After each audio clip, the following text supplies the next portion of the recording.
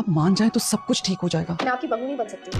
वो लड़की जो अपनी माँ की शादी करवाने में इंटरेस्टेड है, मैं उस लड़की का साथ देना चाहता हूँ। औलाद बेबाक हो जाए तो इल्जाम माँ बाप को ही दिया जाता है। मदद मेरी करनी है और प्लानिंग फरियाल के साथ। मैंने फैसला कर लिया, अम्मार की शादी नशवा के साथ होगी। नशवा अपनी अम्मी की शादी आसिम अंकल से करवाने पर रजामंद हो जाएगी और इस हवाले से बैरिस्टर बुरहान से बातचीत भी करेगी।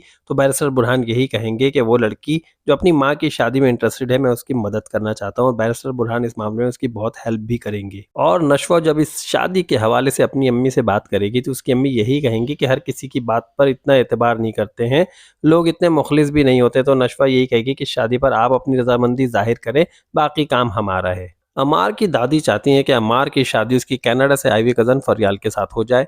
फरियाल अम्मार को तो वैसे ही पसंद नहीं करती है और अम्मार के अब्बू ने भी अपनी बीवी को धमकी दे दी है कि अगर ये शादी नहीं हुई तो वो उन्हें भी छोड़ देंगे। अम्मार की अम्मी अपनी बहन से यही कहती हुई नजर आएंगी कि आप मान जाएं तो सारी बातें ठीक हो सकती हैं। और इस बात को जब दोबारा उठाई जाएगी और इसको डिस्कस किया जाएगा तो वहां पर फरियाल खुद यही कहेगी कि कुछ भी हो, मैं आपकी बहू नहीं बन सकती। ये बात अम्मार की दादी को बहुत नागवार गुजरेगी और वो कुदसिया को बातें सुनाएंगी। यही कहेंगी कि तुमने अपनी बेटी की क्या खाक तरबियत की है जो तुम्हारी बात नहीं मानती और तुम्हारे आगे जुबान दराजी करती रहती है।